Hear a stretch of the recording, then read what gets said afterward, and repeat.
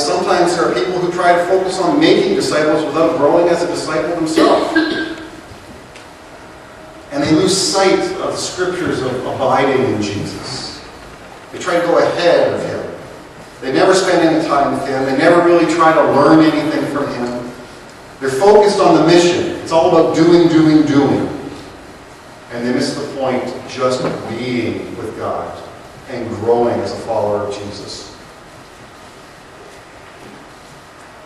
Sometimes these people lose sight of the mission because all they do is they focus on loving people, and they say, well, God's called us to love people, to care for those who are physically hurting, and yes, he has. But all of those things, all that love and care and mercy is for an ultimate point. It's showing God's love ultimately with the desire to make disciples. If we're just loving them for the sake of loving them and showing them, giving them a free meal or whatever for the sake of that, that's all we're doing. We're just being nice. We're no different than the club down the street or the food bank somewhere that does the exact same thing.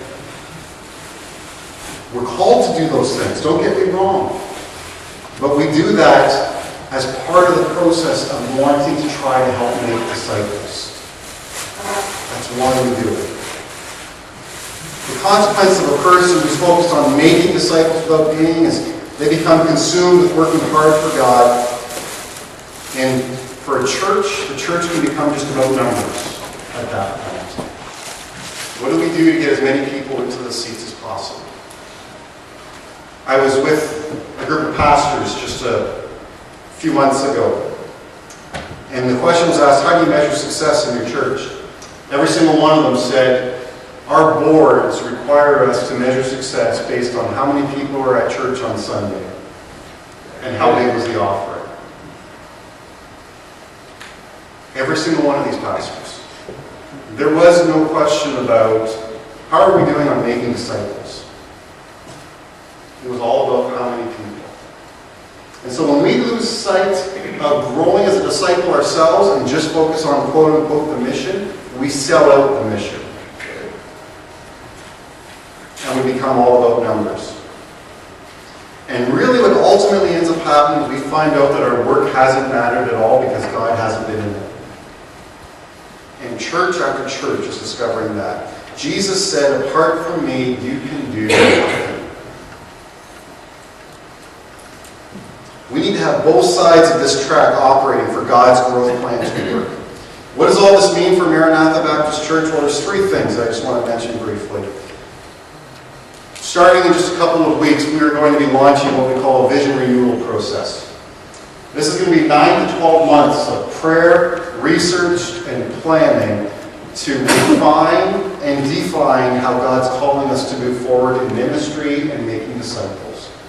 It's not about trying to come up with a brand new vision of a plan saying, God, what is it you're saying to us? He's already told us, go and make disciples.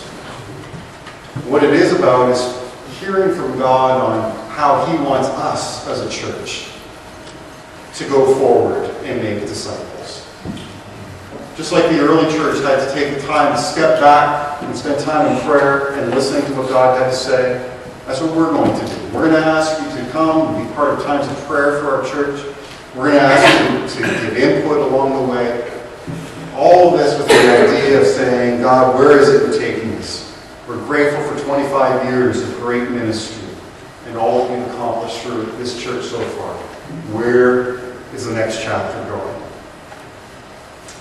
Secondly, there's some training that I want to invite you to called the Way of the Master training. Starting April the 6th during our Sunday school time, while Maranatha Cafe is happening and the question and answer time is happening, we are having a time in one of the other classrooms where you can be trained and equipped to be able to share your faith with others that are around you and to be able to bring the good news of Jesus to those that you love. And the last thing is what we call neighborhood missions teams. We have started this past year to formulate a team for neighborhood missions. And there's a sign-up sheet out in the hallway about that. And really, it's about us working together to be the light Jesus said we are. To reaching out to our neighbors together. We've done some things already by providing meals to needy people at Christmas time and dropping off little Christmas presents to people around the neighborhood. We are going to be asking people to form a welcome to the neighborhood and take care of the street that they live on. If somebody moves new onto your street, to give them a gift from Maranatha and just say, hey, welcome to the neighborhood. We want to ask you to be part of something we're going to do over at the park just back here a couple of blocks, where a group of people from this church family who live in this neighborhood are inviting the entire neighborhood to meet at that park on Victoria Day weekend for a barbecue. We have a neighborhood block party. And we're going to invite people to have fireworks in their yards and everything, and just a time for us to build a relationship with our neighbors. I asked this question to a few people several weeks ago, and I said, how many of you know a neighbor well enough right now that you could begin to share the gospel message with them? Nobody raised their hand. We need to get out and get to know our neighbors. We need to meet them. We need to talk to them. We need to find out what makes them tick and where they're at. We need to begin to reach out to them and show and proclaim the good news of Jesus to our neighbors. God's placed us in this community for a reason, and it's to be the light in this community. There's a verse in Ephesians chapter 3. I just want to close with reading this verse 2.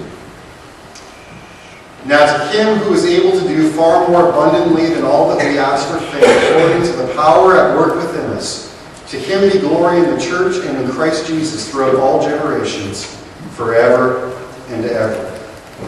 There's a lot of things that I could imagine that this church could do. There's a lot of things. And there's a lot of things a lot of you can imagine that this church can do. But our God is able to take those things by his great power and multiply them beyond our wildest dreams. That's how great our God is. A couple of years ago, Pastor Coffin preached a sermon where he asked people to come forward if there was something in their life that they needed to trust God for. And I remember this altar was filled with people. And he said to us, come forward on one condition. That when the day happens, when God has answered that prayer, that you tell the people and testify to God's goodness. I came forward, I had no idea why I was coming forward. Matter of fact, I remember kneeling and saying, okay, God, why am I up here? And I knelt down and I started to pray. And I had for some of you and for me, this was a bizarre experience. I had a picture of our entire church property. And in that picture, it was like watching a television screen, and the words came across the screen, every square inch used for ministry. Every square inch used for ministry. I didn't know what that meant, what that looked like. What many of you don't realize is that in this past year, that vision became a reality. It didn't become a reality because of all kinds of buildings and everything on the property, which is maybe what I thought was going to happen. Our deacons had the foresight and the wisdom to take the farmland that was there and to use it to sell the crops, to be able to give to needy people around the world to help provide food for them. This past year, every square inch of this property was used for ministry. And what I asked, what God showed me on that day, what I had to trust him for, happened.